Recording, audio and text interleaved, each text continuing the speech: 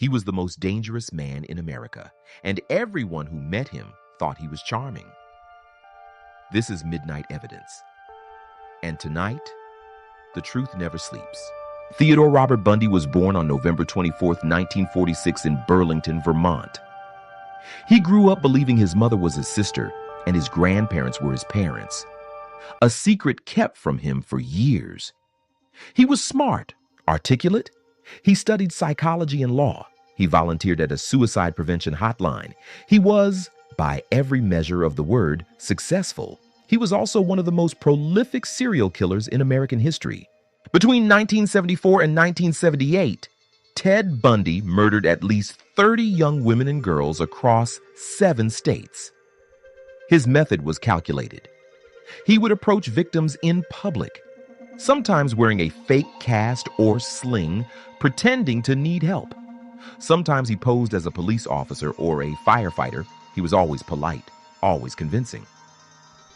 He targeted college campuses in Washington state first. Young women vanished from parks, from sorority houses, from broad daylight. No one suspected the well-dressed law student with the easy smile. His youngest confirmed victim was 12 years old. In 1975, Bundy was finally arrested, not for murder, but on a traffic stop in Utah. Evidence connected him to the kidnapping of Carol Durant and eventually to the murders. He was extradited to Colorado. And then he escaped. In June 1977, Bundy jumped from a second-floor courthouse window during a recess in his own hearing. He was recaptured 8 days later. 6 months later, he escaped again, this time through a hole in the ceiling of his jail cell. He was free for 46 days. In those 46 days, he killed again, including 3 women in Tallahassee, Florida, in a single night.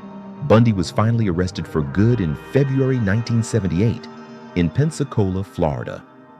At trial, he chose to represent himself, using the courtroom as a stage. He cross-examined witnesses. He made legal arguments. He even proposed to his girlfriend on the stand, in a legal maneuver that made the proposal technically binding under Florida law.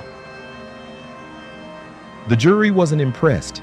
He was found guilty of the murders of 2 Chi Omega sorority sisters and sentenced to death. On the night before his execution in January 1989, Bundy finally began confessing. He admitted to 30 murders. Investigators believe the real number may be closer to 100. He was executed in Florida's electric chair on January 24, 1989. He was 42 years old. Ted Bundy's legacy is a warning, not just about monsters, but about how easily charm can blind us to danger.